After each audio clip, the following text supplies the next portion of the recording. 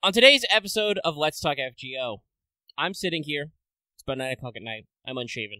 I've been playing Final Fantasy VII Rebirth. But also, there is actually some FGO news. You know, they did something that Leap Day as well. So we're going to talk about that. White Day, lead up to our next ordeal call, and many other things. But also, yes, Rebirth. Get ready to Queen's Blood. I am your host, Omega. With me, as always, over there, Lucky. Literally playing Final Fantasy VII Rebirth right now. That is a lie. I am working on the thumbnail right now, and then I'll get back to playing Final Fantasy VII Rebirth now. All right, let me rephrase for maximum historical accuracy. Currently has Final Fantasy VII Rebirth open. Yes. Has briefly turned away to do the thumbnail real quick. But with that, I hope everyone's enjoying Fate Grand Order, aka... I just realized this thing is wrong, but aka... Megane Kiran. And while we here at Studio Make like to bring you the latest in FGO-related news and memes, we'll be talking about current and future events about the JP and EA versions of the game, so anyone not wanting spoilers should follow the Men in Black.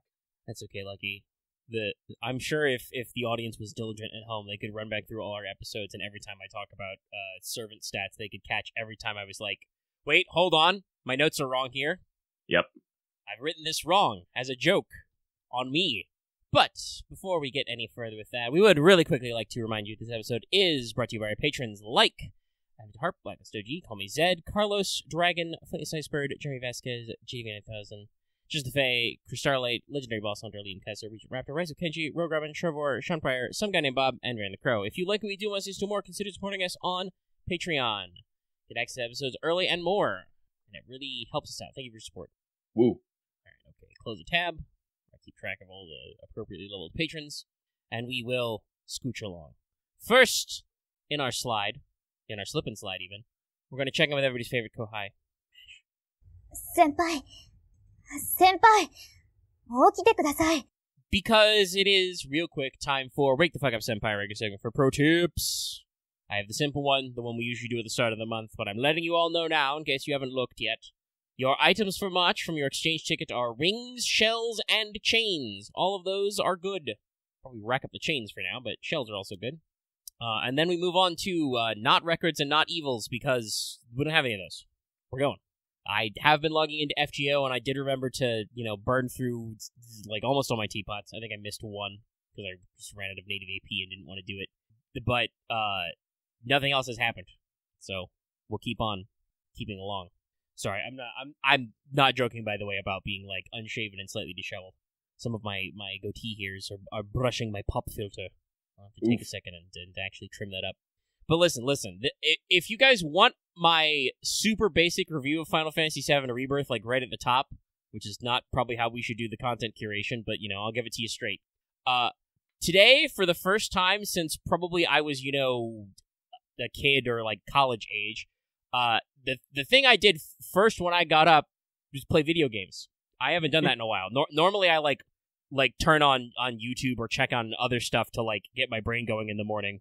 But I was like, I'm awake. I can lie in bed and play some Final Fantasy. That used to be what I did every day. Every day I would wake up before breakfast, before schoolwork, whatever. It would be like, all right, cool. Turn on PS2. Then when they got the PS3, I could turn it on wirelessly. We'll get out of here. And that's all the review you need. But we can check in. Did you finish your master missions? Because there's a new bout of those. Some other B word that's eluding me right now. So, to complete your master missions for this week, you need to perform 30 FP summons. You need to defeat 10 servants. You need to defeat 20 enemies who are not servants, or certain story bosses that count as servants. And also defeat 40 enemies who are not servants or bosses. And defeat 15 enemies with the Heaven attribute, and defeat 15 enemies with the Earth attribute. I do not actually think the event is super great for this, because at least with the main story, you're all fighting the same guys. You might be able to do Heaven and Earth in the free quests, though. I haven't done any of them, so I'm not sure. But most of these you can assuredly do during the event, and you can probably do Heaven and Earth real fast if they aren't easily accessible with the first wave of free quests. It's a whole thing. So, that is Master Missions, and we move on down the list to Skelligrams. Yeah. So, chronologically, first in NA, we have Advanced Quest Part 2. Drop the 27th. It's our second Advanced Quest. This one is for the Bone CE. because you know you want more bones. Bone Zone.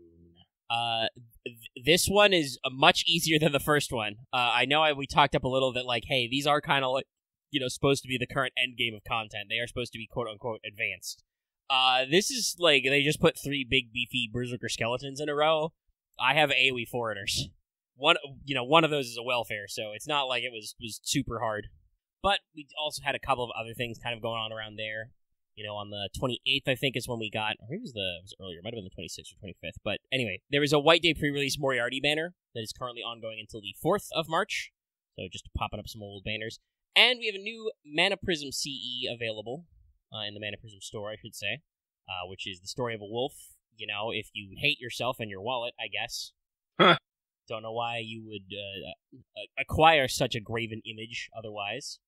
But actually, what is the specific bonus on this one? Because it's... it's just, it's a little bit of everything kind of again, so it's, plus 5 friend points, plus 0.5 QP, plus 0.5 bond. If you MLB it, it's plus 25 friend points when used as support, I should specify, and then also is, like, 2.5% QP and 2.5% bond. A lot of these little nickel and dime, if you have all of the Mana Prism Exchange CEs, you can get a lot of bonus. This isn't really a super lot. It's probably not high on your buying priority list, unless you've missed out on a couple of the older ones that are just straight up better. Half-baked, just like him. Yeah. It's what he deserves, TBH. But we're going to move on to JP, actually. JP is currently running a pre-release campaign for what they are calling Sovereign's Memoir number 2. I believe this is our next story release. The pre-release goes from the 28th of February to the 28th of March. So it is a whole big, long window. Our next story chapter is at the end of March. We also, I believe, have a White Day confirmed in there as well. So they're doing a lot of work here. But yes, we are looking for a early season, I guess, our early spring story drop. So keep that in mind when you're planning out your banners and things. But we also have login rewards, so login for all these periods here. There are master missions, which are primarily based around clearing story content, especially clearing LB7, so just making sure in general you're caught up. We are doing that thing where you get access to certain servants' interludes, even if you don't have them, and this is a fairly interesting list for this one, but your primary list here includes both of Kama's interludes, Benny Enma, Prince of Landling, Nito, and Saber Giles. Even if you have not summoned them, you can do their business. I got, unless I'm misunderstanding, I think we got some mailbag questions who were talking about the White Day. I thought they said that. At the very least, this pre-release doesn't end until the very late of March, and I think they said late March for the new story release, so we do have some time window around actual White Day. Okay. We'll see for sure. There is still, I'm pretty sure, based on when Valentine's ends, there is still plenty of time for an event to occur in March. I would assume they will do White Day. It could be very simple, obviously. They've done very minimalist White Days before. It might just be, a series of, daily story quests, and you log in every day for a little exchange item. They could go minimalist. But in addition to this, the Ordeal Call pre-release rollout has some banners. We've got Bhima Durga and Medusa Saber banners. So that's a lot of those characters' second read-up. And Dorodhana is on all of them as the 4-star. So plenty of opportunities to roll all that shiny new stuff. And JP is cooking along, getting ready for a new story release, but still kind of doing our usual ramp up of hey guys, to do new content, you need to clear the last new content you did, so if you're waiting, please do it. That is probably a thing that they don't want to hear. They don't want to hear people, talking about when they do a new big story drop, they don't want to hear a lot of players complaining about, I didn't do the last story yet. Mm-hmm. So we're pushing to get it done. But in NA, we did in fact get the release of 15 Bespectacled Intellectuals. I just feel like I could make that rhyme a little. That started basically the first late at night, going until the 14th of March. We got 6 St. Quartzes for social media goals. Starting on the first login, you can get daily messages from Arjuna for tickets and teapots. Mm-hmm. So log in 7 for 7 of those. And the 8th time you log in, you'll get a Bond Grail. Nice. You get an exchange ticket for 1 CE out of the collection of 9. I picked the water park one, because of course I did. But there's any of those you can pick, and those are all on the banners. Your headliner is going to be an Arjuna Altar banner. His rate-up will basically run through the entirety of this event, and then you've got a lot of other banners that are running at the same time, duos of various permanent and story-locked male units. Basically the inverse of how Valentine's works. Though these the dudes appear to have be either in doubles or have 2 up every day. I'm not actually sure how it's working exactly because it won't kick in yet, but they have paired graphics. That said, to announce this event and several other things, we had the Road to 7 kickoff starting video. I think a couple places called it a stream, but technically it was a premiered video. Mm-hmm. But yeah, the FGO NA team was out here for quite a while. I think it was like 2.5 hours. Hold on, let me scroll in my YouTube history to find it. Yep, 2.5 hours exactly, and 10 seconds. And it was a real big long run of recaps. They showed like all the original CMs that for every story drop up until, you know, the Lost Belt era. Did a little discussion, had a little trivia game. I kind of had it on the background while I was slamma-jamming Final Fantasy VII Rebirth. I had to wait until like 7 p.m. to get my package, y'all. So I was slightly preoccupied, but I did pay attention as well. And so at the very least, I think it was cool for them to sit down for all that time, you know, and actually do it. And there were several people. It wasn't just Albert, though he was emceeing, but they had quite a lot of them, you know, hanging out on the couch talking about stuff. I've seen some memes, so I assume somewhere in there they talked about like the overall like master level increase and stuff like that, which is, you know, they calculate that to kick in when a lot of people have reached level cap, and as usual, we're a little slacking under JP. So I've seen some memes about, you know, the FGO people needing to quote unquote work harder because people want more free AP, I guess. That said, they were playing a trivia game, Who Wants to Be a Cupillionaire, which, as to celebrate it, we will be next login getting 10 million QP, unless we got it already and I just missed it. Anyway, yeah. 10 million QP, login. I think they said it was 3-1, but because of maintenance, that's very ambiguous. But yeah, like I said, just a nice little note to kind of kick off our general. Okay, we did get it already. Good, thumbs up. Everybody got 10 million QP. Yay! So make sure you log in and pick that up. But yeah, just in general, like I said, I was busy that day for reasons that are beyond Aniplex of America's control. But it's cool that they sat down for 2.5 hours and did this. I wouldn't mind seeing more of that stuff from them. It's you know not. I appreciate short videos, like when they do, you know, the like 30-minute premieres or streams, or even like just the 5-minute dev diaries from Nissan. But, you know, Road to 7 is a big, long campaign that's going to run until this December. So, you know, it's nice to see them giving it a little fanfare and building up. And expect to see lots of like micro videos and other little spots like this to kind of fire all this stuff, because there is a lot of Road to 7 campaigns and sections. Yeah, they talked about their work and stuff. Like I said, unfortunately, that's a lot of the detail I personally missed at the time. But the video is archived, so you can go back and fire up on some stuff. So they actually, you know, talked about the work. Check it out. But that is, at a crisp 16 minutes, almost exactly, going to be our Skelligrams for today. Oof. Well, with that, let's get on into, as I hit pause once more, oh, wait, shoot, I was uploading a video, so I wasn't actually on the mailbag. Good job, Lucky. 1 second, I have to open up something. Hey, if anybody has a question of, where's the next AP, it's right there. It's the thing Lucky's up with. Alright, it is time for this week's Let's Talk FGO mailbag, a segment where we read what you have to say and comment accordingly. Since I just pulled this up, we are sitting at a lovely 9 comments, and we will get through them accordingly.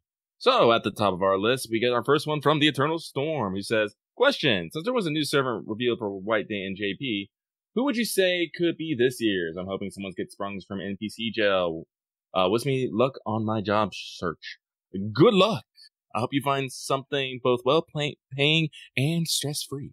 Oh, if we're talking about new guys, you know, everyone is screaming, everyone's screaming for Perseus right now.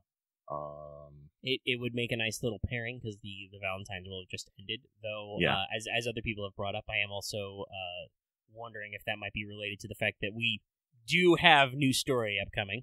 But Perseus is probably not a bad guess. As for other characters, unfortunately, I don't necessarily have a good head for who's in the NPC gel, because there's a lot of them in there. Oh, let me see here. I think I'm gonna have to default to my boy, my lad, Archimedes. Release him. I know he hasn't actually made an appearance anywhere, but he is a servant, and he has sick ass design. He fights with fucking tops. They're gears, but they're fucking tops. Free him from his prison. Free him from his prison. We finally got Charlotte made an FGO. Anything is possible.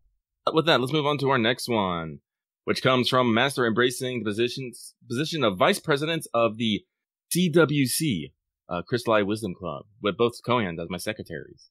This man likes to live dangerously. Salutations, gentlemen. Good to be back in Mailbag. It's been a while since I submitted a post. It feels good to be back after a small break. Hope we were both in good spirits and health.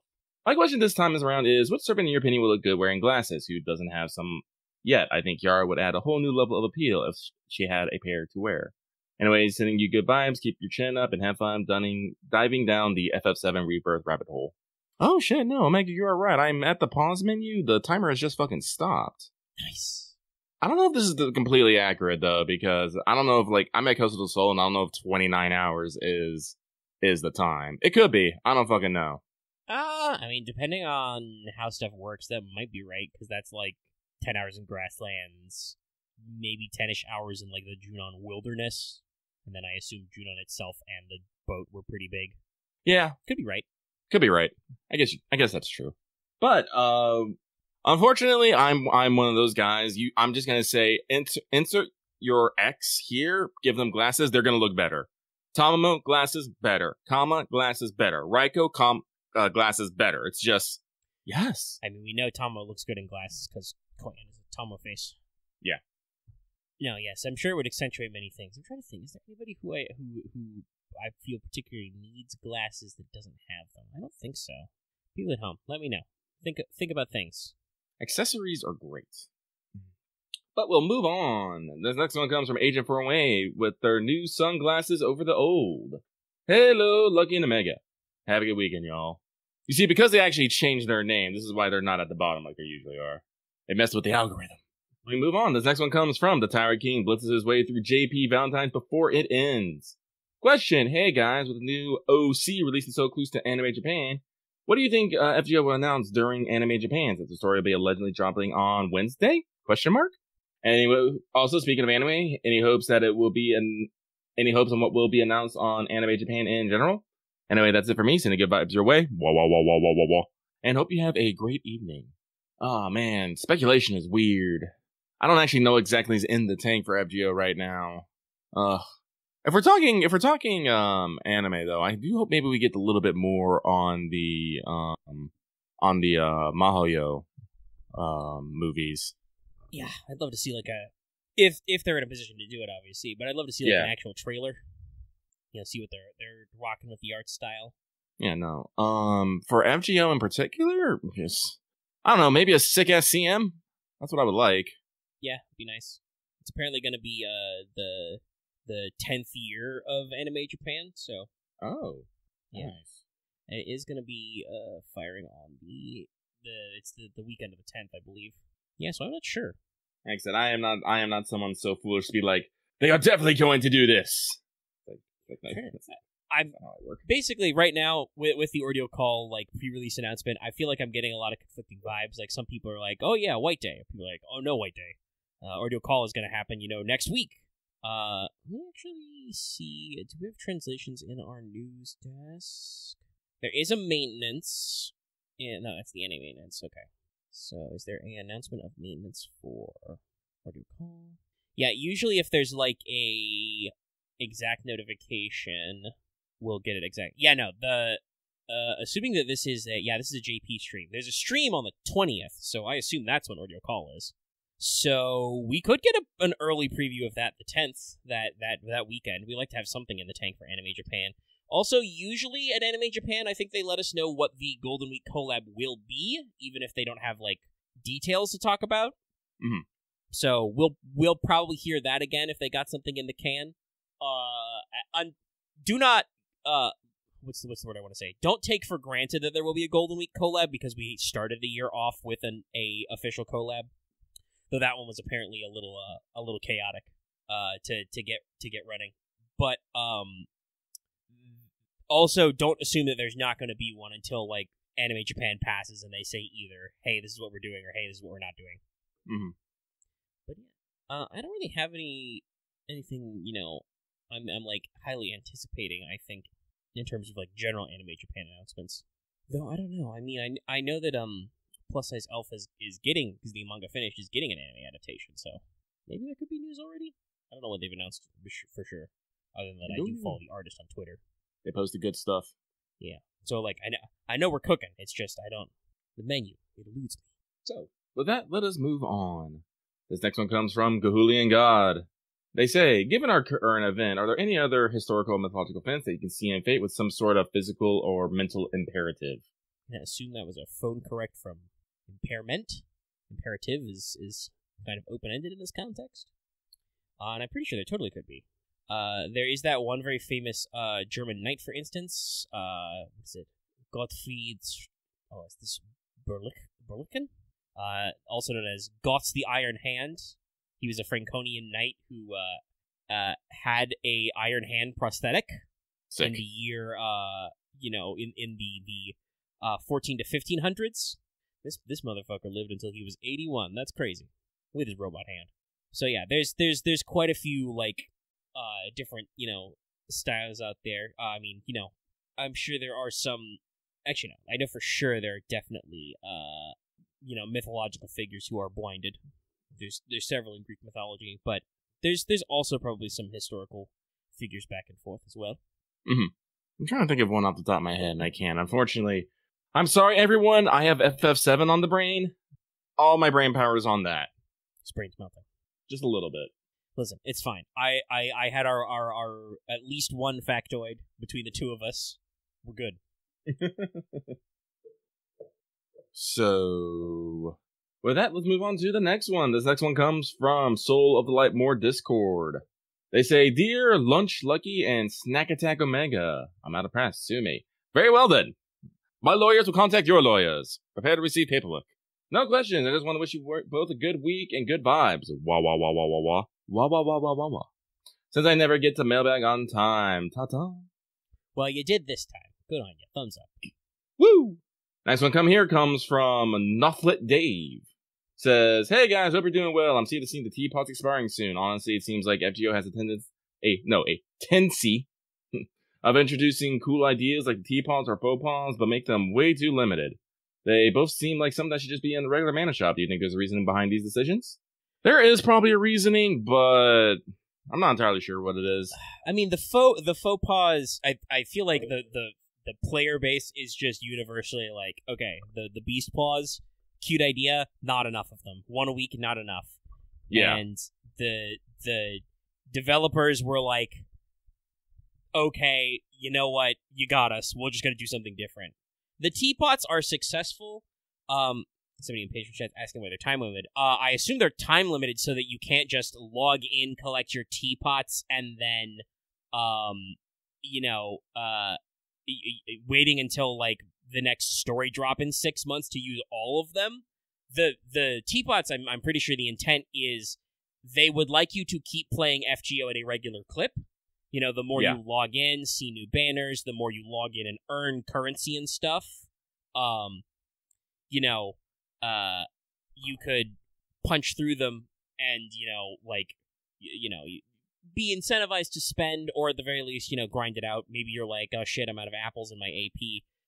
I don't, prefer that the teapots are time limited, but the teapots are such a good bonus to bond that even having to, burn them on dailies because they're gonna run out, in a day or two, still gets you a lot of reward.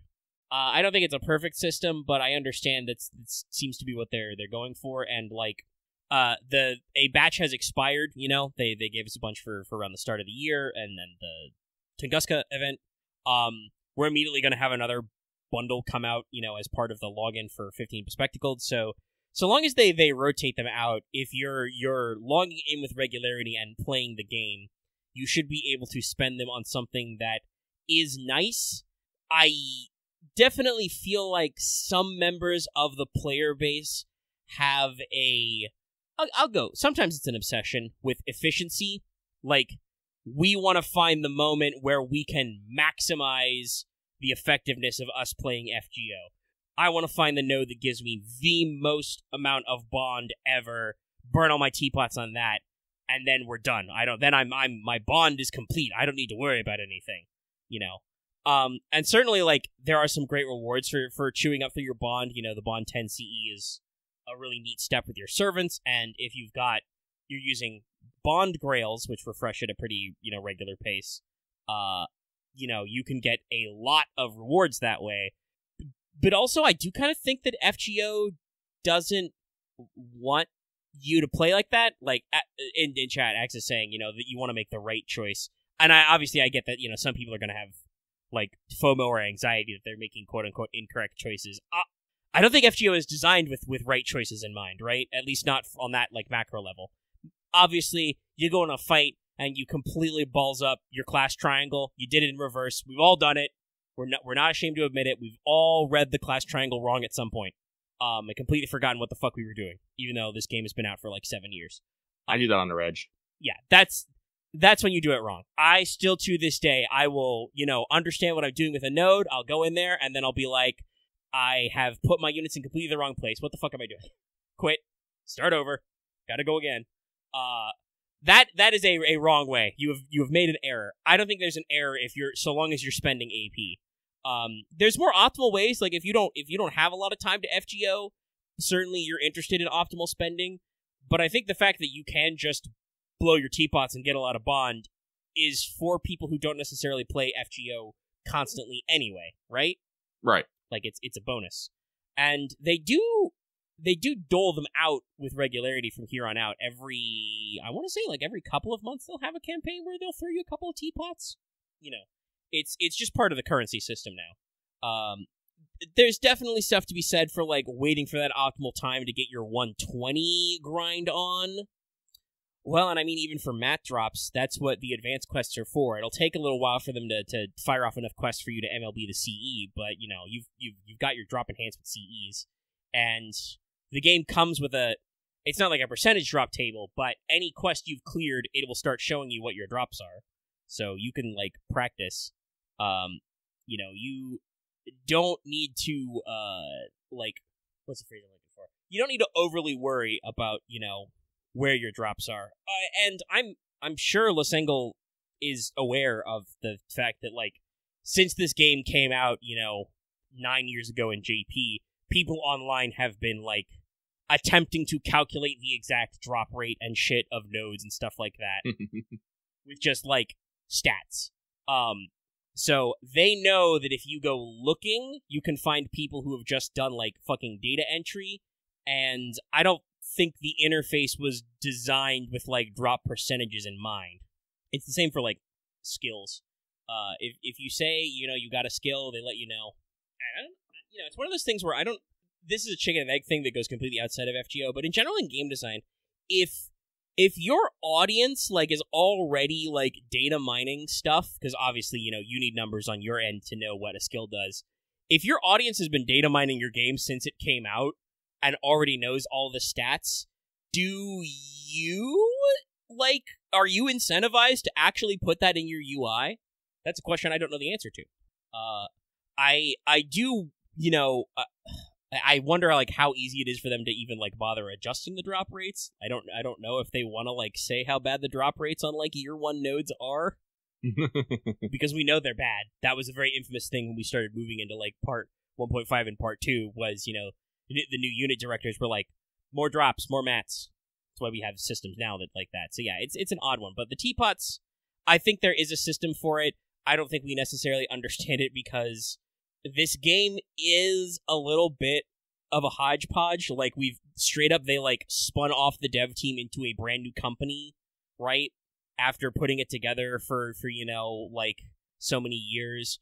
I think a decent number of the guys who worked on, like, Part 1 moved on to other projects at the original Delightworks, and we brought in new people to manage Unit 2 for Part 2 and stuff like that. So, like, there are guys right now working on this game who have to deal with design decisions by people who don't even work on this game anymore. It's like this with any game that's kind of, like, ongoing in live service, so I assume they have reasons.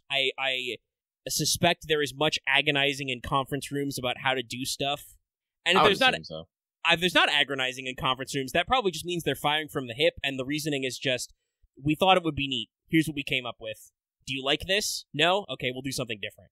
If I will say I appreciate that the FGO dev team does not seem so married to any concept besides the fact that it is a gacha game, so this is where we're at.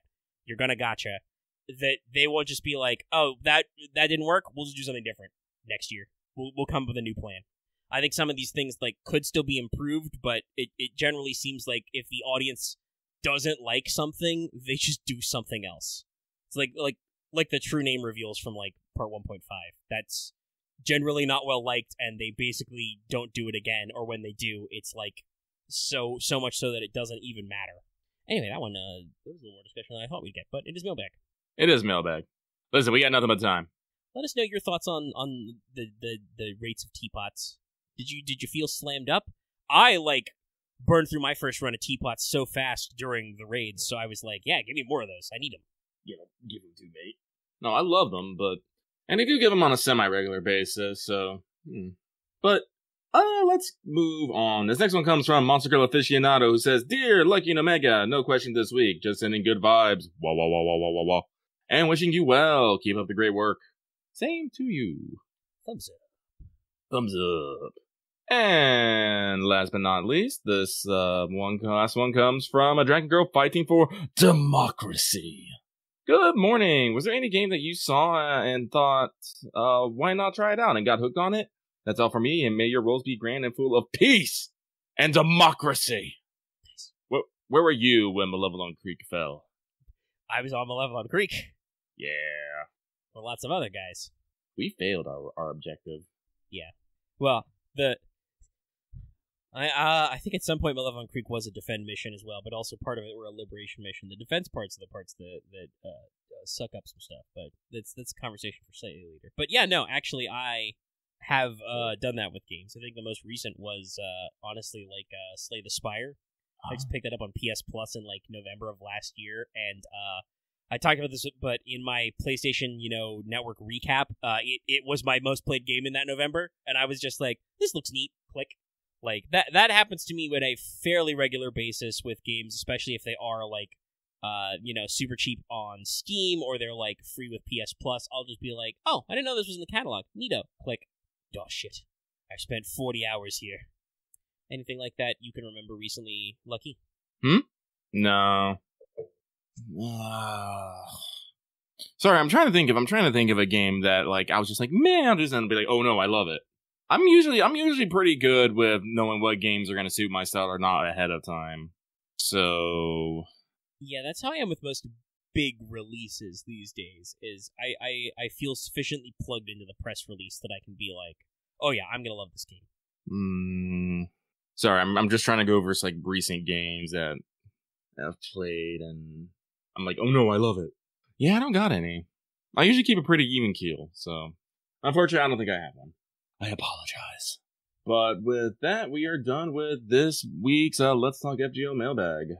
I hope everyone enjoyed. Sorry if I'm a little distracted. I am not all there in multiple ways. Honestly, I just woke up from a nap when we were about to get started. I did that thing where I'm playing Final Fantasy VII Rebirth. I'm like, my controller dies. I'm like, oh, this is a good time to take a break. I'll just go rest my head for it later. And then you get the fucking cue 2 hours later. And I'm like, still kind of rubbing that off. Yep, it happens. Brain. Listen, Chan, if you have your own responses on mailbag, get in there. Let us know what you think about some of the questions we've got. And I hope I see not only did we get more than usual, but also some people who maybe missed last time got in. I know I got a comment on last week's show, which was like, hey, I've missed mailbag. What is the actual cutoff point? And as always, the cutoff is when we do this segment. We start recording, between 8-ish and 9-ish Eastern Standard Time, and the cutoff is once we start recording the segment, it's being recorded. So a short of time traveling, there's not a lot we can do.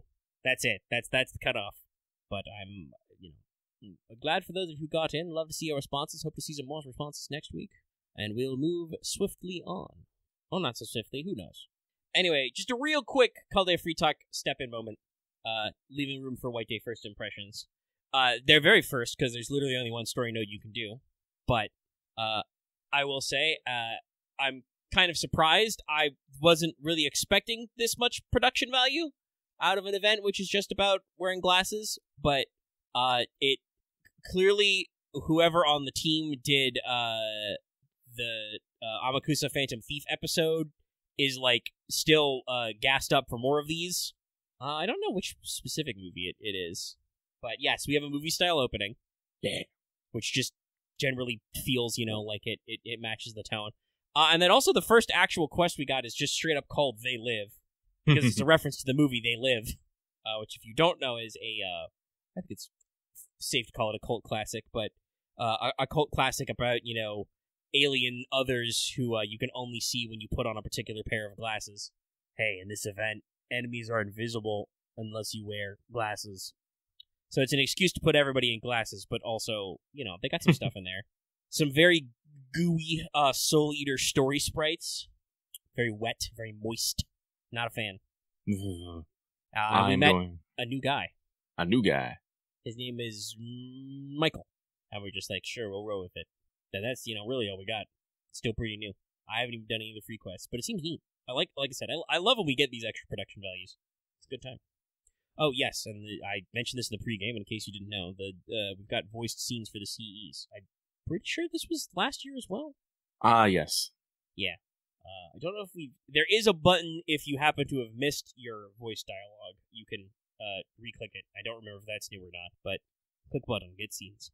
And that means that we can move on to the segment we call What's Up. In my notes, I just have written Rebirth.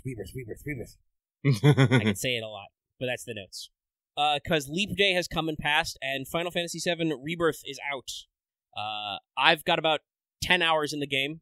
It's literally like 10 hours, 30 minutes. Lucky is rocking at about the 30-hour mark. I still have concerns of whether or not a couple hours of this is wasted time, but I'm trying not to think about it. Who knows? I mean, you could argue, is all of it wasted? Is none of it wasted? Who knows? I don't know. But yeah, so like, strictly speaking, at my 10.5-hour mark, if you guys are curious, chat, that means that I am just at the start of Chapter 3. I don't know how many chapters there are in this game. The last one was like 16, plus a couple chapters in the DLC. Depending on how they pace this out, this may be a similar number of chapters. So, the game, the GOOM, is dense. It is dense. By design, and I think better for it. But to also put it in perspective, honestly, 10 of those hours are... no, I shouldn't say that. There's a decent amount of walking around in Chapter 1, technically. But, like, a decent chunk of that playtime is all Chapter 2. Because Chapter 1 is the initial demo they put out, which was the Nibelheim demo, which is the prologue and tutorial chapter. And I was pleased to find out, as Lucky indeed reported on our Discord, that they do actually very clearly delineate where the skip is.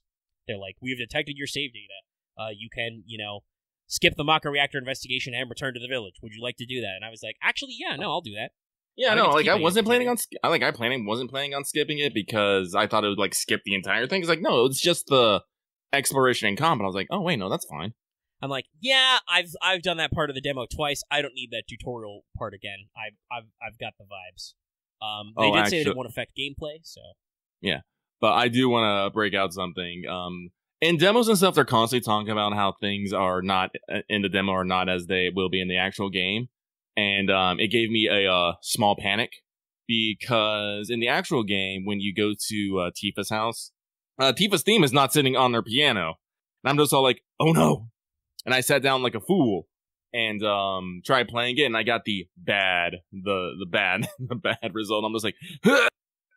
So actually what I did is I pulled up a video of someone playing the Tifa's theme minigame on YouTube and just followed along on the game, and I still actually got the good result, surprisingly enough. Yes, I also employed the Lucky method and just pulled up a video to play along with. It doesn't sound quite right because you don't get like the orchestral elements without the actual sheet music, but there were points when I was like, wow, this is just, I am in fact literally just playing Tifa's theme right now. This is just how the piano notes go, damn. And it did still count for people being impressed. So yes, that was another bamboozler. Yeah, I'm actually hoping that they're doing the secret for the piano. Like if you go back and play it again, you'll get something. I would assume so, that we're doing that return to form. But yeah, no. And there's a few other notes. The flashback ends where I thought it would, which is actually past the demo.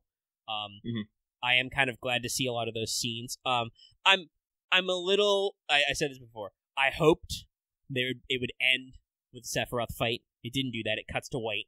Thematically, I think that flows perfectly well, though. I mean, that's how the original one did it too. Yeah, that's the original game beat, and the scene is still shot super great. Yeah, no, they still do the same thing where it's Cloud, Sephiroth, Cloud, Sephiroth, Cloud, Sephiroth, Cloud, Sephiroth, and then it's like, then we fade to white. I'm like, we recreated the power shot of Sephiroth ripping the weird oil angel statue off the Genova tank, including it leaping blood or oil. I never understood that thing. Why are you there? Because Hojo is a simp for science.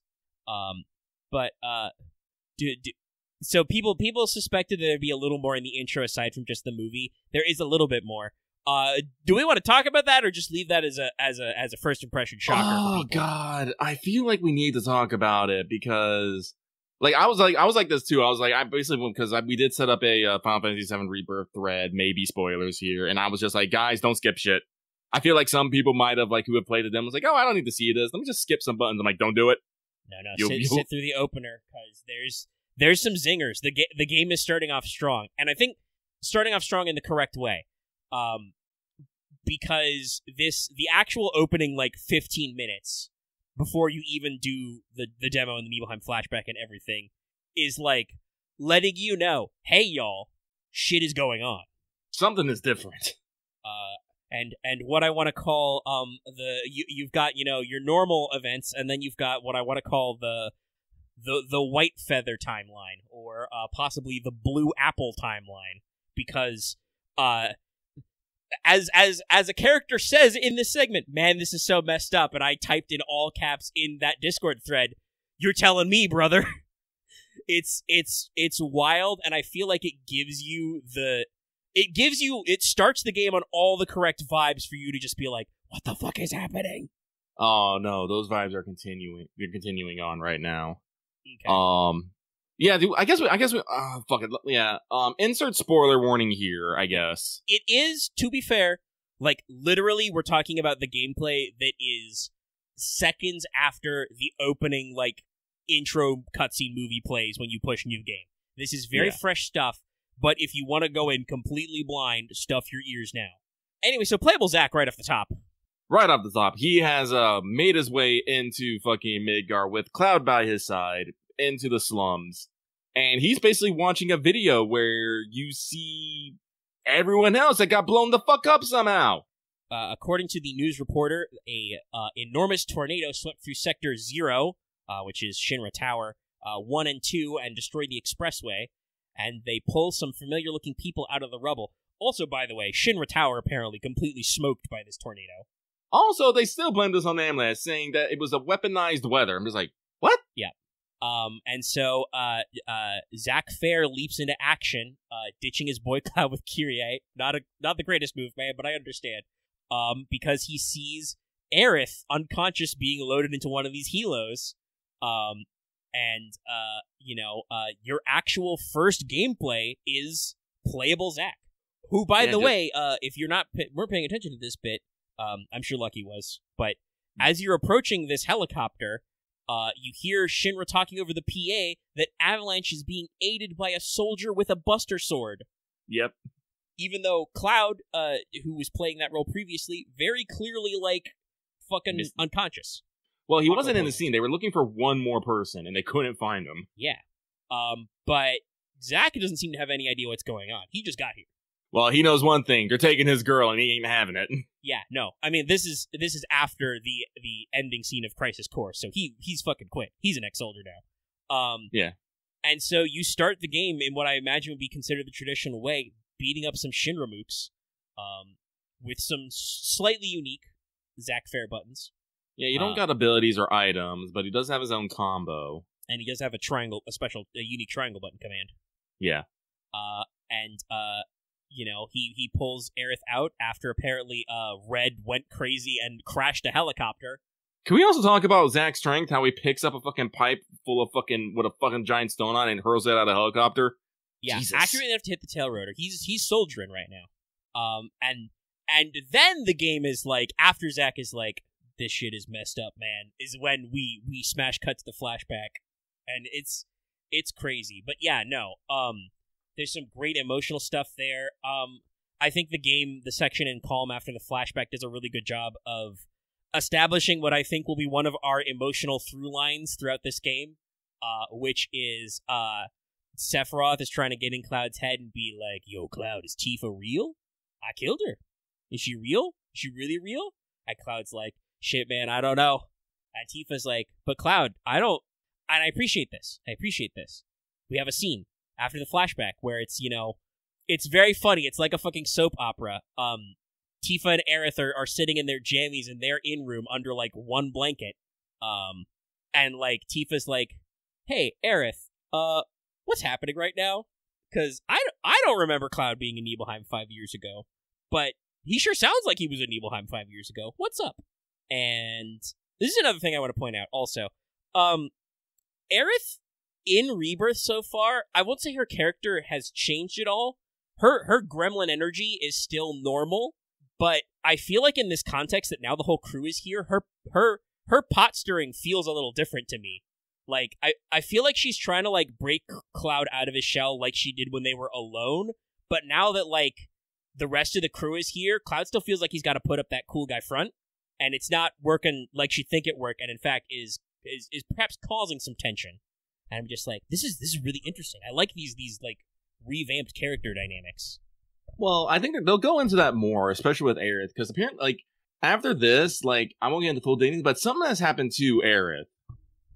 I'll let you know this. Omega, you remember how in the Zack scene, the white materia, we'll just call it white materia, fell from Aerith, and it was all white and sparkly and stuff? Yeah. Well, you won't find this out until Coastal del Sol, so spoiler here, but Aerith shows red the materia, it's completely clear. Interesting. That will be important for later shit. Yeah, so no, something is happening, and Aerith knows and at the same time doesn't know. Yeah, she says this straight up to Tifa in their little scene that, like, because Tifa asks her, do you have any idea what Cloud was doing for 5 years? Like, where has he been? And Aerith is like, if I knew, the time janitors have taken that from me. Yeah. The Whispers have erased it. And that kind of, like, I think that, I don't know if everything the Whispers did was necessary, but I do kind of feel like the Whispers are kind of a necessary element now because they explain how we don't just completely stop the plot and ask people to explain what the fuck is happening. Because it leaves this room for the characters to actually doubt what's going on without needing to full-blown stop everything. You know? Like, because honestly, the way the characters are, I don't know why, like... Well, I mean, I know why. I know why because Tifa gets upset at Cloud because he's a brick wall. And because Cloud is a brick wall, he won't bring it up.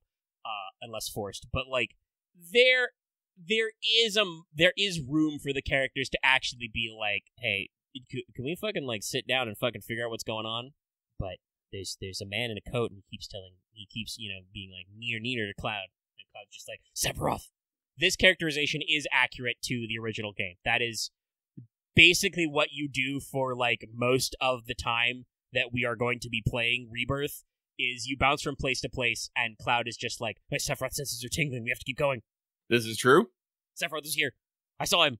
I gotta punch him. So, like, all the bones of the game are still there, but we have this extra spice, and I'm very curious to see how it plays out. No, I'm loving it because I do feel like a lot of people say, like, the characters in the original were pretty good. Like, unfortunately, I can't remember it that well. It was a forever ago. But I do feel like this game is doing a lot better job of setting up character relations and dynamics with each other. Like, how, like, Aerith and Tifa are, like, fucking best friends. How, like, Barrett has become this, you know, kind of weird uncle vibe to everybody. Yeah, he can't quite be Team Dad because all of his charges are, you know, well, other than Cloud, Cloud is a man-child, we know this, but, like, Tifa and Aerith are grown-ass women. Mm-hmm. Like, he can't really be Team Dad like he was to the Avalanche crew, but he's also, like, he's an important guy. I love, by the way, because I just started Mithril Mine, I love that Barrett brings up, oh, hey, I used to be a miner. You think I didn't do anything before this? And I'm like, oh, great, good, we're building already. I love this. And I want to say this, because chunks of the original game are decently fresh in my mind. I own, like, the PS4 version for years, and so I've, played bits of it off and on the most recent port. I think the characters in the original 7 are pretty good. The main thing is just the way the game is they're arguably just as spread out as they are in this game, but unlike where in, like, Remake and Rebirth, you have those little, like, connective tissue, like, the way they do side quests now, where Cloud gets paired with a specific character in your party, right? Yeah. That shit didn't happen. In fact, the, side quests in 7 were not really a thing. They were just kind of like, there were some weird optional things where you could talk to people about stuff and maybe solve some stuff. I think Yuffie's, like, Wutai episode is one of the few, like, true side quests in the game. That and getting Vincent, as the optional characters are kind of like the only things that are really like that. And I guess you've got, like, optional super boss fights and a couple of optional dungeons, but very little of the content is formatted like how we think of side quests these days, right? So, like, every character in your party has a little reaction dialogue to stuff that happens in the main plot, right? But it really is only, like, the people you bring with you, so you could have a lot of depth, and I think a lot of characters deserve the kind of fame they get in the crew. Most people really like, obviously, the two main ladies, but Barrett has a very strong characterization that stays pretty consistent throughout the game. Everybody loves Red, best lab rat dog. Yuffie sucks. I'm honest with you. Yuffie sucks in the original. Like, she's an annoying brat who steals your fucking materia and is, like, constantly trying to fuck you over or calls you old or is being motion sick. I'm very glad that she is still a little brat, but, like, that's not the entire length and breadth of her character. Oh yeah, no, like, I have passed the Junon section and met with Yuffie. She is in that section and on the boat. She has not joined your party yet, and while she still has little kid energy, she doesn't seem as much as an annoying brat. But also, I have to put her up against Elena and fucking Kyrie in this game, and I'm just like, these two annoy me way more than her right now. I mean, I know why, because, like, she's got a unique character design and, like, she has vibes. But yes, we've come up with an excuse to let Kyrie out of Midgar so she can fucking bother us more. And I am pleased to know that Elena is in that zone of being a fuck up, because that is unfortunately where her character needs to be. She's the rookie Turk who's kind of not good at this job yet. So, like, yeah, that's the, and also let's be real, the Reno and Rude are I mean, when you get to fucking Advent Children, they're practically like comic relief guys, right? Like, they are right. The Turks are unfortunately characterized as hyper competent yet bunglers. Like, they're Shinra's group of weirdos that do things. So yeah, it's interesting to see that juxtaposition. So yeah, like, I'm sure Yuffie is a lot softer, and like Vincent is just mysterious. People like those vibes, obviously, but we'll get to see what's up with him. I feel like I can say, even without having met him, Sid has to be basically almost completely overhauled. Probably. Like, he looked a lot friendlier in the trailers, so... Yeah, because, like, Sid in the original is kind of a tool when you first meet him. He's a little bit of, like... a bootlicker's the wrong word, but, like, he's down to clown with Shinra so long as they finish his fucking rocket. And his relationship with Shira is, like, you understand why it's like that, but also he's, like, super harsh to her, and she doesn't do anything, and it's, like, takes you, like, an hour or more, maybe. It might not even be the first time you do Rocket Town, but it takes you a long time to even understand, like, why they have this relationship, right? So he's just kind of like a grouchy old asshole who, after Shinra tries to steal his plane, is like, oh, don't try to steal my plane. Fuck him. I guess I roll with you guys now. We ball. And I'm like, Sid, I appreciate this, but also, like, what? Huh? You were like, everybody called you the captain. You were practically the mayor of that town. God, what is Rocket Town gonna be like in this? Because, so, there's one more thing I should say positive about this game. Character stuff is all really good, and I think it's paced out very well for, like, the 10 hours that I played. And I think I like everybody's vibes, but also I'm just like, I'm noticing the context in which people's behaviors are different, right? Like, Yeah. when Aerith was pot stirring with just Cloud, it was cute. When, like, I feel like she's kind of putting him on the spot with Barrett and Tifa in the room, and he's just, like, shutting down. I'm just like, ooh, collar pull. My boy's not used to this. Also, he nearly just drowned. A snake almost ate him. But I strongly suspect that, even more so than the first one, this game is going to be the like, we're going to put Cloud in the brain vice, which is, unfortunately, how his character arc goes. It's okay. He'll be all right, eventually. I really like the addition of Red to the squad, though. I love that they go out of their way to give him a join the party thing. Yeah. It's cute. I feel like he gets along super well with Cloud in the couple of side quests I've done where they've been kind of paired up because Cloud and Red are actually the same type of guy. They want you to think they're cool. Honestly, I think Red gets along with everybody pretty well. Like, he has this weird he has this weird teasing relationship with Barrett, which, you know, yeah, they had that in the original, and it's a little more textual in this. I like it. I'm kind of glad to see the two of them go off their own in Mithril Mine, and I'm sure we'll check back soon in terms of relative game time. But yeah, but like it's real good to see Red in the crew, and I'm very interested to see how Yuffie both like tentatively and then permanently slots into the squad. God knows what Kate's is going to be like too. That you want to talk about Gremlin energy? That guy's a fucking guy. I didn't talk a lot about Kate Sith, by the way, when I mentioned original characterization, because Kate Sith has some stuff going on that's actually like really interesting and dynamic. Most of the time, he just has weird, funny dialogues. Yeah, honestly, like, I want Kate Sith to be more because there's the man behind the cab, but also at the same time, it's super fucking goofy. Yeah, he's a little weird. He's a weird little guy. We'll see how they weave that in. I feel like the team behind Rebirth has earned my trust, right? Like, there are some moments where, like I said, I'm a little, like, pulling on the collar and, like, wee, but it's, like, the good kind of, like, emotional tension where I'm like, oh, no, this is very rough. Cloud, you've bungled it again. And Cloud just goes, hold on, let me take my security sword. Yeah, that's all you need to know about Kate Sith. But yeah, so, like, character stuff is good. The world and the gameplay stuff, like just playing the game, fucking phenomenal. Like, there's a reason why I spent, basically 10 hours in the grasslands in Chapter 2. That's how much it takes you to clear most of the open world shit, and it's all great. The game doesn't, like, nickel and dime you on chocobos. It's very fast to get to that point. You do have to do a little bit of hand-holding and build up to that, but it's fairly direct. When you go to the chocobo farm, that's when you meet your good boy Chedley, which introduces you, to your Ubisoft towers, which are very tastefully done in this game. Like, they don't, like, explode into, like, 5 million icons. They just give you a little bit, add a couple of icons, and I'm pretty sure you can stumble into those points anyway without the tower. It's just the tower puts them on your map. Like, I'm pretty sure I've walked into a location that had a fiend fight without actually activating the requisite tower first. So it seems like it's got a lot going on there. I kind of like how they've separated everything out.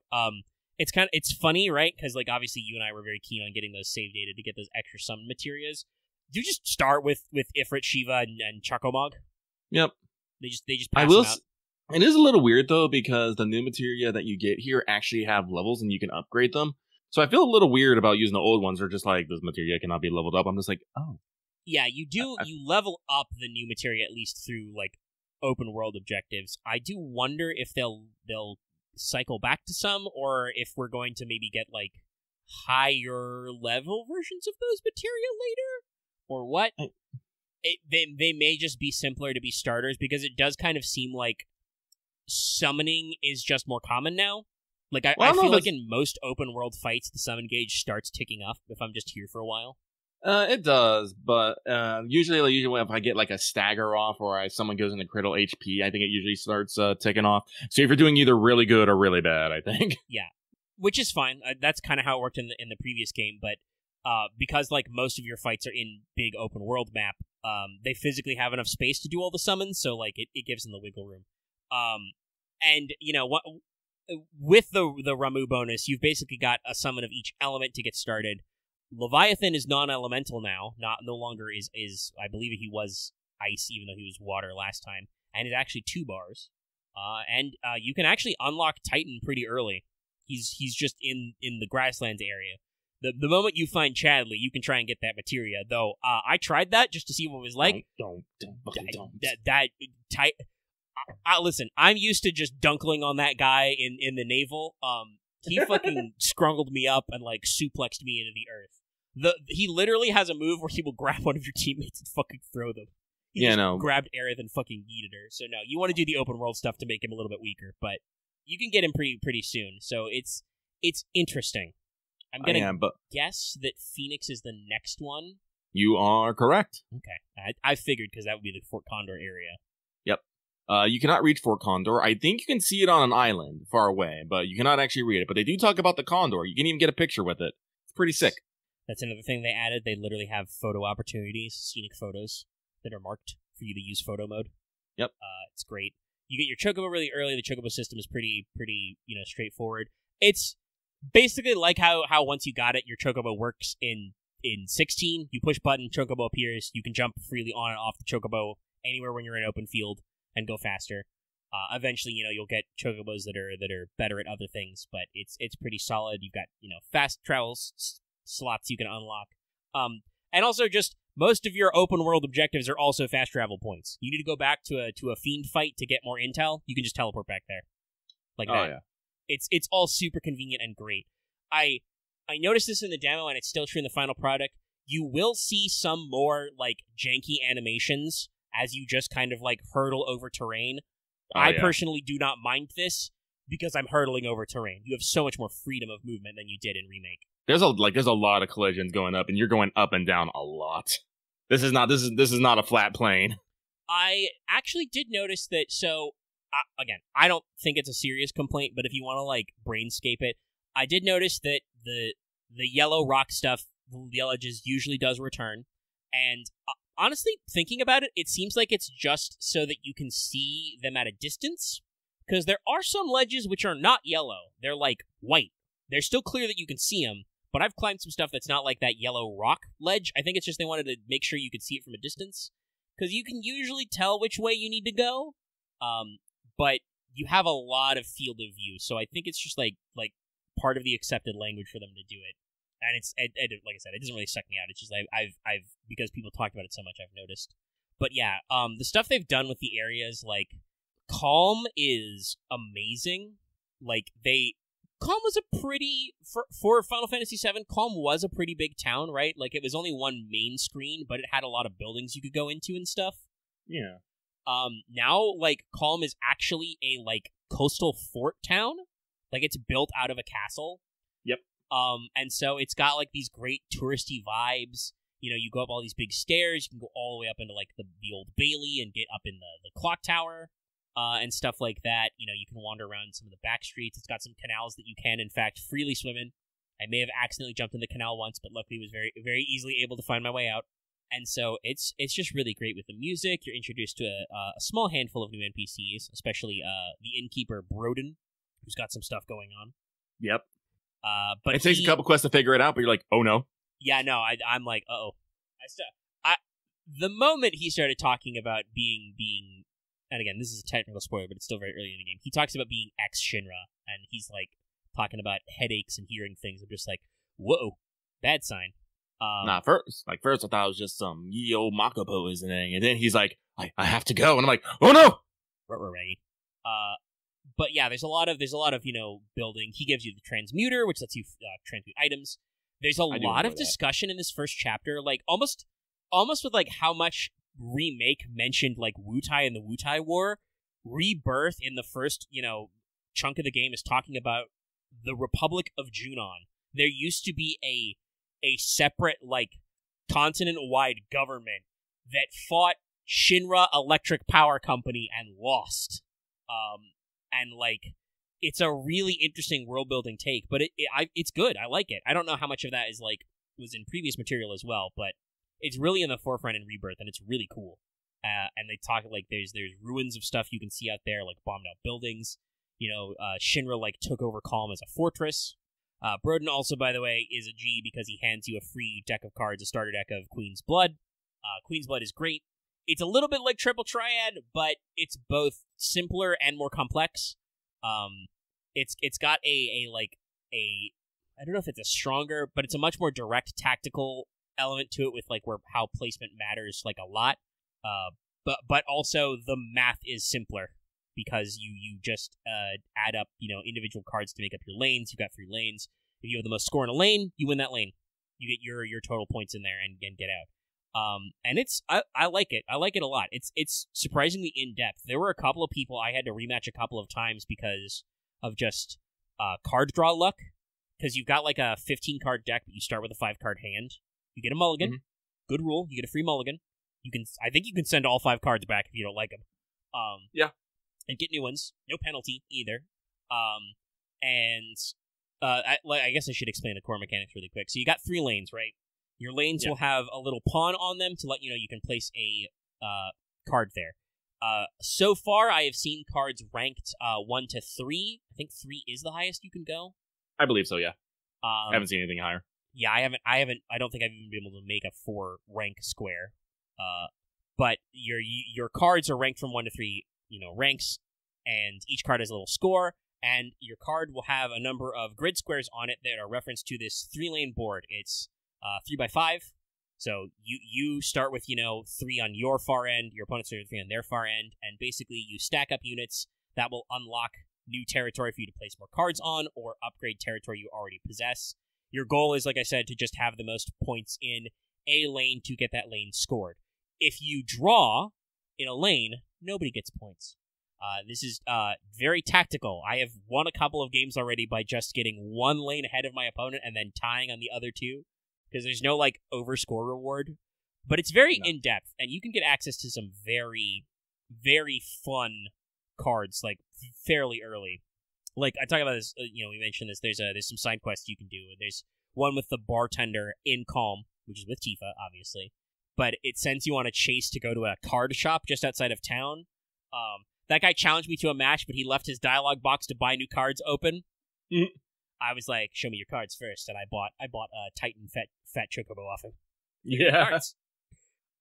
So your cards are ranked, and that can upgrade stuff. They have special abilities, some of them increase your squares or the power of any unit on that square, so you gotta be careful. Others will reduce power. So it's fun. I'm glad that it seems so in depth, but also that it's not super overpowering. I think there's 5 or 6 people you can have a match with max in the first region. So it's good. It's in depth. You can re-challenge them anytime, but also it's not it's not as bad as the Fort Condor minigame in the DLC, where there's literally 8 of these people all packed into Sector 7 slums, Mm-hmm. It's a side quest that spans the whole of the game world, so they spread it out a decent amount. I like it. It's fun.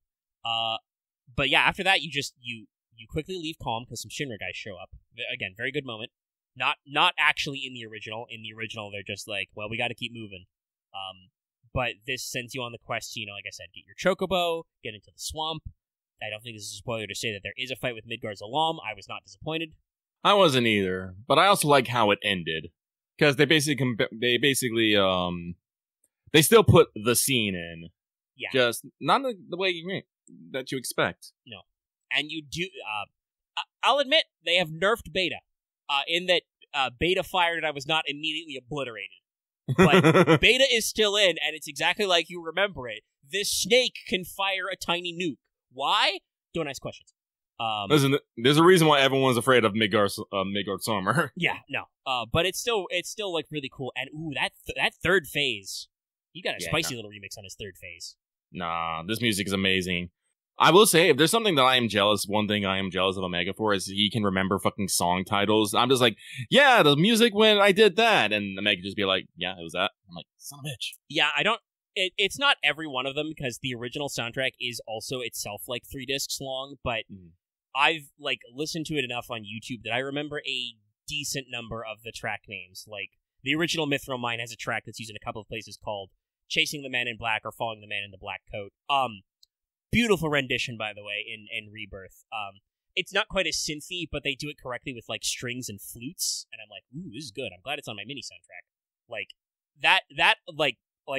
said this in our Rebirth chat on our Discord. I that floored me. I was like sitting on the end of my bed, and I just like had to lay down for a second and just be like, "Oh, it's so good. This music is so good." They just play like a normal remix of the boss theme for like certain elite fiends, like the Quetzalcoatl you got to do. They just kick up the guitars, and I'm like, "Yeah, let's jam." It's good. The music is good. Calm has a great rendition. Fucking when you go to Chocobo Farm, it just plays Farm Boy. Like, it's all real solid. And that I know for sure is called Farm Boy because that's one of the tracks on the soundtrack. Because I see that the sound... I'm not pre-listening to my mini soundtrack because I want to be surprised in the moment, but I see that they do have a specific, like, Junon theme, and I'm kind of wondering how that will play out, because in the original game, Junon's a little interesting because I think that the track that plays when you go there originally is called, like, Rufus's Welcoming Ceremony. I think so, yeah, actually. Yeah, and I'm pretty sure that at least all through the main disc, and I think even through later events, that music just stays playing on the background when you're in most areas of Junon, which I feel like they would not do in this because thematically it's not going to be Rufus's Welcoming Ceremony all the time. So I'm kind of curious. I want to hear those vibes. I got. No, I love the parade segment. So Junon is the Junon area is like I said, it's almost like it was in the demo. You get to explore all of it now and do a bunch of fun stuff. Again, the demo changed from is changed from the original. Like, when you get to Under Junon, you do not immediately go into the boss fight. You actually have a chance to go to the inn and walk around a bit. But then, yes, you do, Priscilla does come and start screaming, and you meet Yuffie. Some stuff happens, but guess what? You get to play a dolphin minigame. It's actually quite fun. You have to basically do a lap around the harbor and hit a beach ball so the dolphin will build up speed and launch you. It's actually a little silly. It's quite fun. Also, I mean, I'm glad because the dolphin minigame in the original was pseudo platforming, so it was a pain in the ass with fixed camera angles. I will say we did skip one minigame though. We skipped the CPR. I remember this. That is probably okay. The CPR was a little weird. Yeah. There is a CPR scene, though, with Yuffie. Because remember, she got fucking blasted. Yeah. But it's hilarious. Minor spoilers. Rhonda is gonna give her mouth to mouth and tells Cloud to do chest compressions. He makes the fucking fist, and then he has his hand poised over Yuffie's chest, and then he has the moment, wait, she's a girl. He's like, Is this my greatest idea? No, fortunately, Yuffie comes to that exact moment and just wakes up to see Cloud standing over here with gropey hands on, and she's understandably freaked out. And Cloud, of course, being Cloud and being a brick wall, is not going to be able to explain himself. No, but I think it's a good introduction to Yuffie. She's hamming it up, but she's hamming it up in a way that everyone else knows she's hamming it up. So yeah. It's interesting. I won't say what goes on in there. I'll be getting into there before too long. Like I said, I'm in the Mithril Mine right now, but it's we're having a good time. There's a lot of this content out there, and it just, like I said, it flows so well, and like it flows seamlessly. Literally, once like you have to leave through like a back way, but once you opens up for you to go back to Calm, that entire like Calm world map, that city map, that's seamless. You literally walk up to the front gate, go back in, you're in Calm. The map zooms in, you want to zoom out, you zoom back out. Like, I have noticed some spots where there is what I would assume is some sort of, like, loading or processing. Usually it's during, like, scene transitions, though, when, like, Chadley is fucking calling me about something, or, I'm getting a vision from beyond of a certain guy. Shit like that, I'm noticing, like, or doing, like, virtual battles. The game will, like, hang on that screen for a second. But, like, on the world map, I have not experienced any kind of, like, lag or texture pop or anything. It's just, like, it's just big, and it's there. It's crazy. And it flows so well. Like, the main Grasslands area plays, like, the theme you'd expect, theme of Final Fantasy VII. When you get to go back into the wasteland outside of Midgar, it plays a remix of the main theme from Remake, which was called Hollow. So it's got kind of like that vibe to it. It's all really good. The game is good, guys.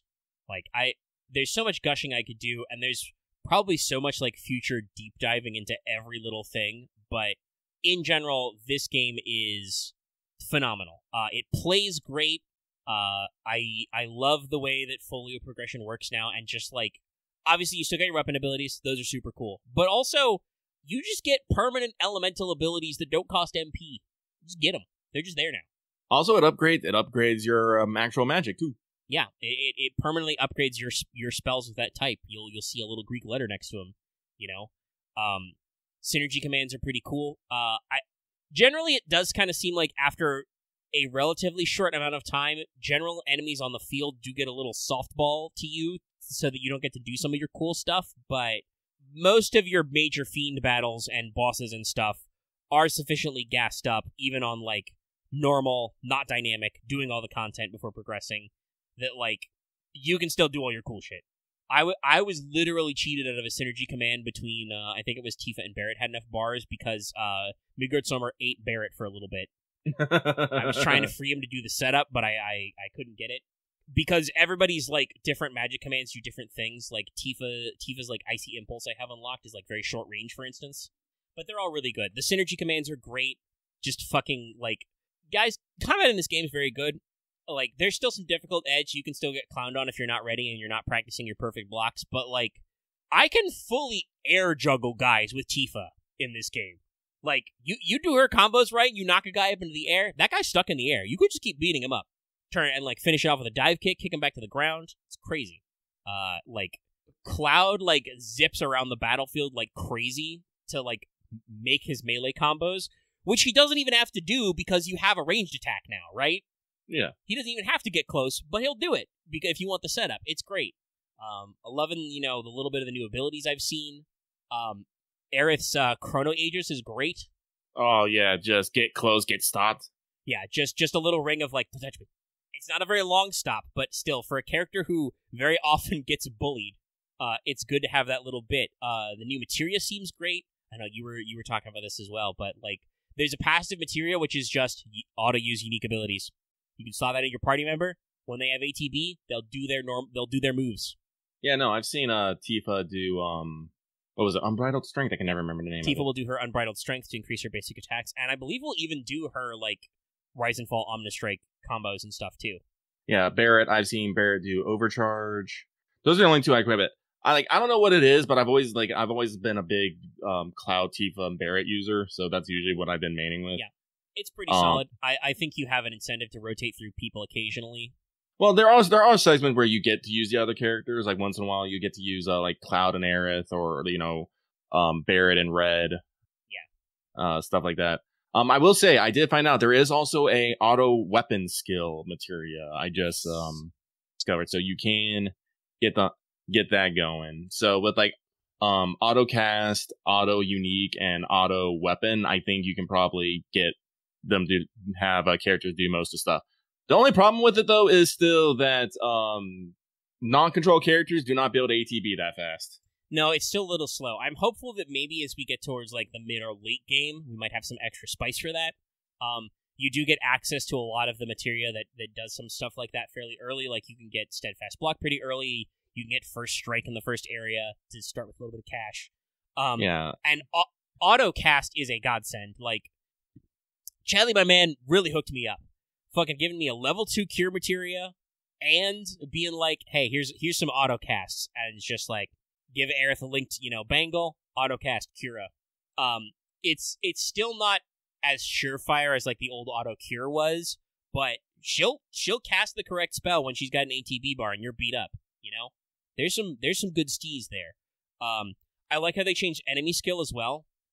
Instead of making it so that you have to like fight the enemy, you unlock the enemy skill materia through Chadley like you did in the original game. But first of all, the ability it comes with, great. Sonic Boom is a wind element magic attack that gives you Brave and Faith.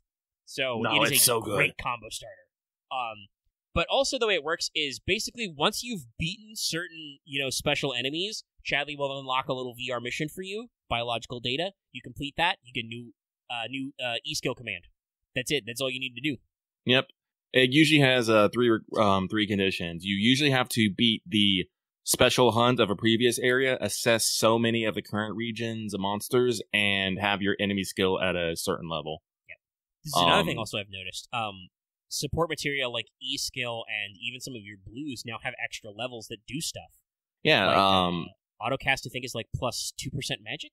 Yeah, it's a very cheap one. It only has that second level, and it's only 200 AP, but yes, 2% magic. Enemy skill actually has up to 5, and it gives you 5% health, 5% MP, and 2 other 5%, but I can't remember them off the top of my head. It might just be like a P attack and magic attack up and stuff. But yeah, it's all real simple, but it's good that you get these little increments. I think they've also rebalanced AP a little bit. It definitely feels like I'm getting to like my second level spells right out of this first area, right? Yeah. But and it seems like the long haul is for like your double materia. Like I've had that fire and ice on Cloud for like forever. It's still not quite level 2 at the Mithril Mines. So like some of them still take a little bit to build up, but it's nice. You get access to a decent suite of stuff. Oh yeah, fire, ice, and lightning wind. I believe the level just to get them to level 2 is more than what it takes normal fire or ice to get to level 3. Yeah. It's something. It's going to be super helpful because, as you've already lamented, we are back to lowballing you on materia slots to start at least, and you got a lot of good stuff. There's a lot of purples, there's a lot of yellows and greens. You know, you get the cleansing materia from one of the side quests. Falls out of a windmill, literally. Yeah, you get a lot of extra access to healing. There's a lot of extra yellows because you can do, Steel, Morph, E-Skill. Tifa comes with Chakra. Yeah, 1 second. Yeah. Aerith comes with Prey, Thanks to Chadley, I was able to get the Provoke materia back, as another little way to draw some aggro. That is something I have noticed is that enemy aggro is not universally the targeted character, which in some ways is nice because it lets you actually, split up your attention. But in other ways is kind of annoying because, if the enemies are beating up Aerith, it's like, how do I get you to stop doing that? Outside of Provoke, which only triggers when you're in critical HP. So there's a few different things, but it's very strong and everything plays real smooth. Everybody feels great to control. The synergy commands are so fun, and they got a lot of great ones. I love playing as Aerith, and she's about to get bullied, and I press the button for Bodyguard, and just Cloud or Tifa jumps in front of the bullet. Okay, I'll resume from a pause there because I'm running out of voice juice. I'm gushing about Rebirth so much. But with materia, I do believe we are gonna actually get pieces with more sets. I guess I'm in Coast of the Soul, and we're already at 4. And an effect on the elemental of materia has clued me in that I do believe we are going to have multiple linked materias, being able to link more than just 2, maybe 3 or even 4. Because in the elemental materia, it talks about how if multiple are equipped, only the leftmost will be active, which, and says that, there has to be able to be more than 2 links. So, yeah, that's useful. I am happy, though, that the lightning, wind, and fire ice do work with the elemental, so you get both elements. I do believe that it will just proc whatever is weak, what is weak. I don't know if it actually procced anything that is resistant. I don't actually think I've run into anything resistant to lightning and or wind. Not yet, anyway. Resistance seem fairly sparse. Yeah. But yeah, it's all of it is just, again, materia seems good. Thumbs up. We got a lot of cool stuff there. Oh, Amanda, you'll find this one fun. There's actually a materia called item economizer. I can't tell that. It basically lets you use items without an ATB charge. Oh, that's so good. It's not infinite. You have to quote unquote recharge it somehow. I'm not entirely sure how that works. But yeah, no, it basically just gives the items a little sparkly, and you can just throw one off without using an ATB charge. Combine that with item master, and you got some good shit. That's nice, yeah. Because I'm very much enjoying the breadth of the item economy now. With first of all, you can just transmute stuff. You can make AoE healing items now. Thank you, Mist Potions. Yes, no, but also the Mist Potions and the Mixed Potions are great. Because this is one thing I will say for Autocast is if you let that run without paying attention, you will chew up MP. But, it's a lot easier because you can use Mixed Potions, you can use Mist Potions. If you got cushions, rest stops are everywhere. I just need to remember to actually sit and rest more. But all in all, game feels great. Combat flows great. I love they've kind of updated the way the weapon skill stuff works. For now, anyway, I've only seen that you can equip one at a time, but now you just get a little bonus in your weapon skill slot, and you can slot that in. Yeah, I do like that. Yeah, without necessarily having to do the whole fucking progress tree for all your little bits and bobs. Yeah. Well, That's what the folio's for, which I do kind of like, but also I'm a little about it as well.